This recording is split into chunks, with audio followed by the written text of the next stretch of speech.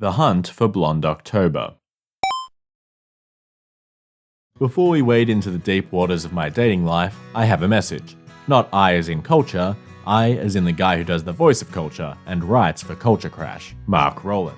I'm starting my own YouTube channel called Scriptease. That name alone should be sensual enough to draw you fiends in, but allow me to explain anyway. Scriptease examines the art of screenwriting, how the technical elements of a script produce the stories you love. If you have an interest in film, TV, writing, or storytelling in general, then Scriptease is for you. Hey, maybe you just like listening to my voice, in which case you should also check out Scriptease. And maybe seek therapy, but check out Scriptease first. The first episode is up right now, and another episode will go up next week. Okay, enough shameless plugging. On with the episode. Hey guys, Culture here. Today I have another tale for you retrieved from the pit that is my dating life. It's as though I took a dive through the 9 circles of hell, from lust to treachery, and returned intact with this story. I call this tale The Hunt for Blonde October. I found myself at a party with university friends on a Friday night. The party was at a residential college, a kind of student community based next to a university, but with its own autonomy. I suppose the American equivalent would be a dorm party. Picture red cups, loud music, and tables littered with empty cans and bottles, not to mention the constant stench of stale beer, and, all too often, BO. And yet, somehow, all of that is overlooked, and you find yourself enjoying it anyway. I didn't really know anyone there except the guy who invited me, a friend from my chemistry subject who we'll call Testy. Like a test tube, not like whatever you're thinking. Testy got around every single party at uni. If there was a gathering of any more than 8 students drinking, he knew about it. As such, he was very familiar with everyone at the party and introduced me.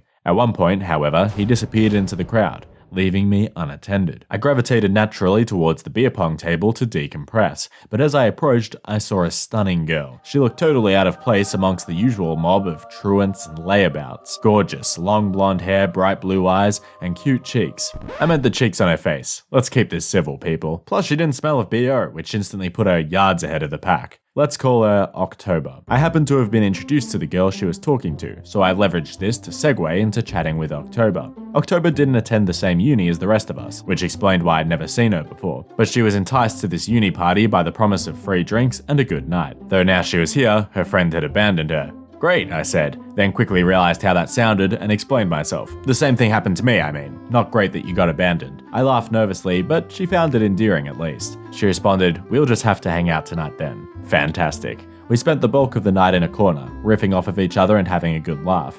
We did a lot of people watching, commenting on other people at the party and making jokes. She pointed out a guy and said he looked like if Tom Hanks and Steve Buscemi had a baby. She didn't realize it was my friend Testy, however. When I eagerly told Testy about it later, he considered it a compliment. Unfortunately, late in the night, her friend showed up out of nowhere and told October they needed to leave, right now.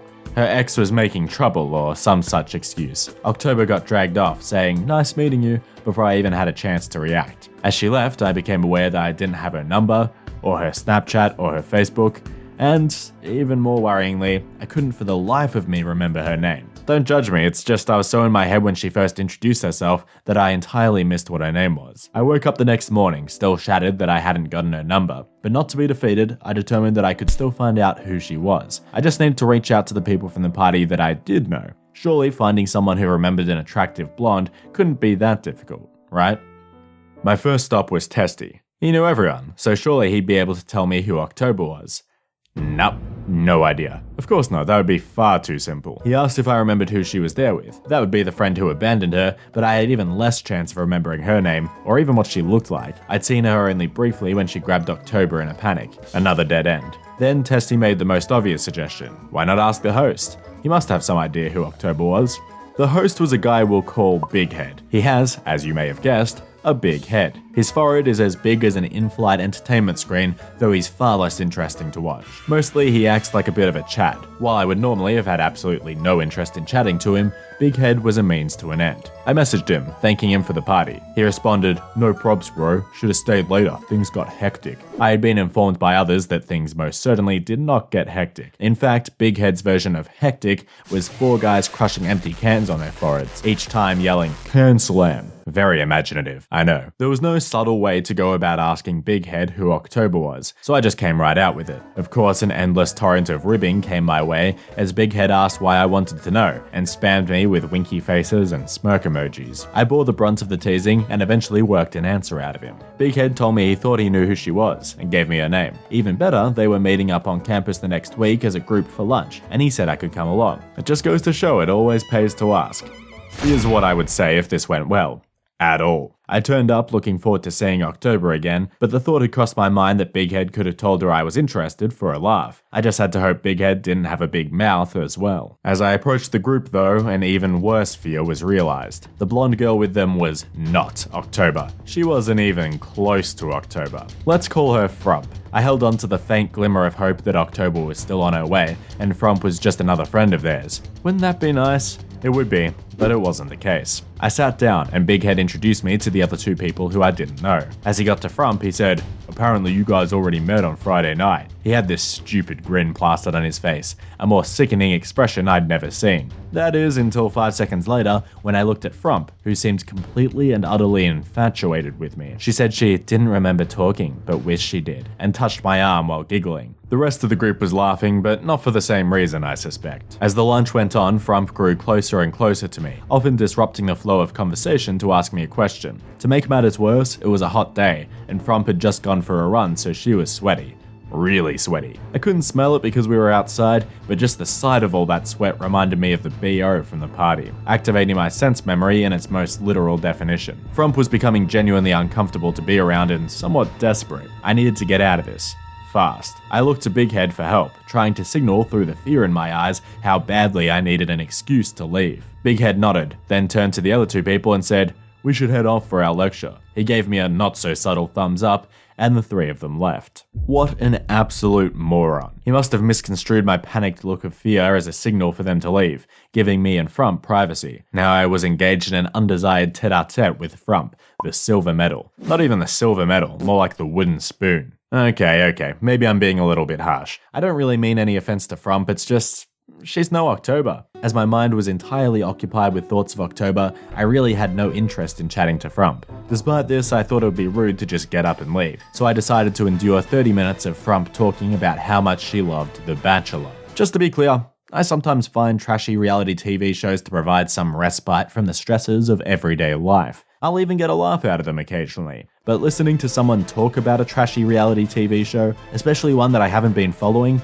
it's torture. It's like having salt forcibly pushed up your nose. Except in this case, it was like a slow Chinese water torture method, where grains of salt were dropped one at a time over a period of 30 minutes.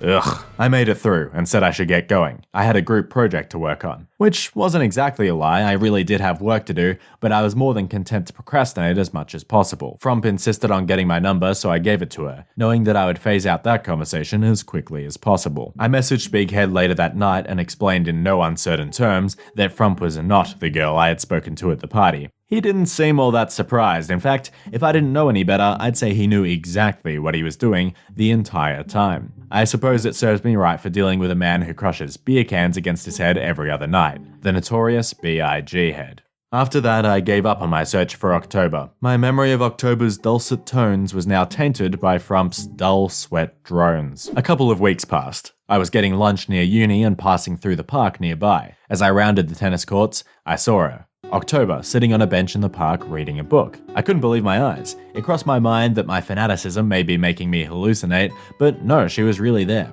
Even from 20 meters or so away, those bright blue eyes were unmistakable. My momentary pause, freezing in the middle of the path, must have drawn October's attention to me. She looked up from her book, surprised at first, but then smiling, waving me over. I approached, making the awkward walk across the space between us before we're close enough to talk to each other. Despite wanting this moment, I had no idea what to say. We chatted for a bit, just small talk. October said how thankful she was to find me at the party, or she'd have been bored out of her mind. I said I felt the same way, and then I took a gamble, and added that I was disappointed when her friend dragged her off without me getting her number. It was the honest truth, but it was also very fraught. October's face dropped into an all too familiar expression, a mixture of sadness, regret, and pity.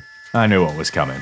Oh, sorry, I should have said, I have a boyfriend. A quick rush of platitudes and compliments meant to ease the rejection came soon after, and I assured her it was alright, really. One thing that does always dig at me with this type of rejection is whether it's real or just an excuse to avoid hurting the other person's feelings. You're almost always left in limbo, never really getting an answer to that question. In this case, I was lucky enough to find out right then and there that she wasn't telling a white lie. She was waiting in the park for her boyfriend to go on a lunch date, and a few minutes later, he showed up. I wish I could point out some flaw about him, try and tear him down, but he was actually a nice guy. They were definitely right for each other. I said I was going to get lunch and left, annoyed by the circumstance, but fully aware it was just bad luck. And sometimes that's all it comes down to. Luck. Good luck when you find someone you like, and bad luck when they're taken. And very, very bad luck when you get set up with some random girl you have no interest in. See you all soon. If you enjoy what we do here at CultureCrash, please consider supporting the show via our Patreon, where we have a bunch of awesome rewards, or by checking out our online store. All links are in the description below.